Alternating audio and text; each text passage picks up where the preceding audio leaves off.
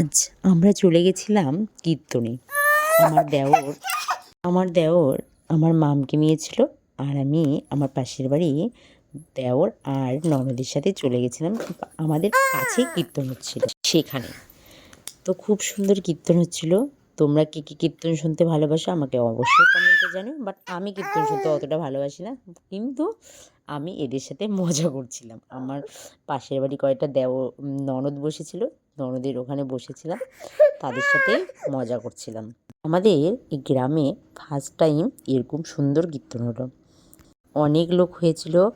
তারপরে হবে সন্ধ্যা আরতি। আমরা সন্ধ্যা আরতিটা দেখতে এসেছি, কারণ সন্ধ্যা আরতির সময় খুব সুন্দর নাচ হয়, ভালো লাগে দেখতে, তার জন্যই এসেছি। একটা কথা কি, পাড়াতে যে কোনো অনুষ্ঠান হলেই পাড়ার সকলে মিলে মজাটাই আলাদা হয়। সকলে মিলে আমরা খুব মজা করছিলাম, মজাও করছিলাম। বাট আমি সারাদিন আসার সময় পাইনি, একটু রাতটা সময় পেয়েছি, তো রাত্রে ভাবলাম এই সুযোগটা নেওয়াই যাক। সন্ধ্যা আরতিটা দেখতে আমার বরাবরই ভালো লাগে। কোনো দিন দেখিনি অবশ্য, এখানেই আমি শ্বশুরবাড়িতে ফার্স্ট দেখেছি এই কীর্তনের সন্ধ্যা আরতি। এইভাবে নেচে নেচে সুন্দর করে গান করে করে সুন্দর করে সন্ধ্যা আরতি হয়, খুব ভালো লাগে।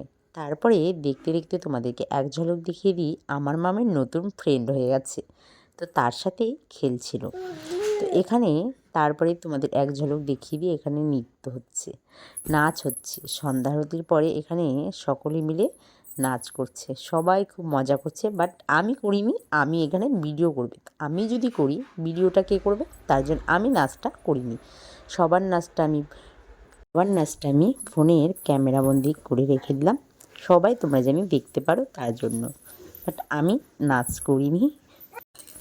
তোমরা অবশ্যই আমাকে কমেন্টে জানিও তোমাদের কেমন লাগে সন্ধ্যা আরতিটা দেখতে। আমার সবথেকে ভালো লাগে বেশি এই যে ঘুরে ঘুরে নাচ করে, দেখতে খুব সুন্দর লাগে।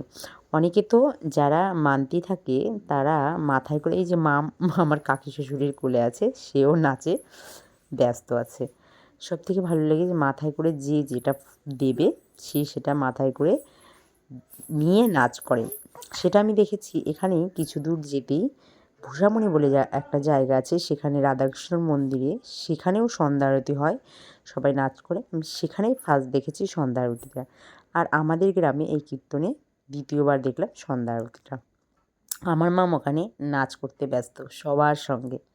আর এখানে আমাদের পাশের বাড়ির দেওরটা যে আমার মামকে এনেছিল, সে এখানে তবলা বাজাচ্ছে, আর একটু ওও গান করবে, তোমাদের সাথে সেটাও শেয়ার করব। তারপরে চলো এখানে দেখিয়ে নিয়ে আসি রাধাকৃষ্ণ বসিয়েছে, আর তার সাইডে দুটো গৌরনিতাই বসে আছে। এখানে আমিও গোপাল দিয়েছি, পাড়ার সকলে যার যার গোপাল সবাই দিয়েছে, আমিও দিয়েছি, আমার জায়েরটাও দেওয়া হয়ে। এই পর্যন্ত ভিডিওটা তোমাদের কেমন লাগলো অবশ্যই জানিও, ভালো লাগলো অবশ্যই একটা লাইক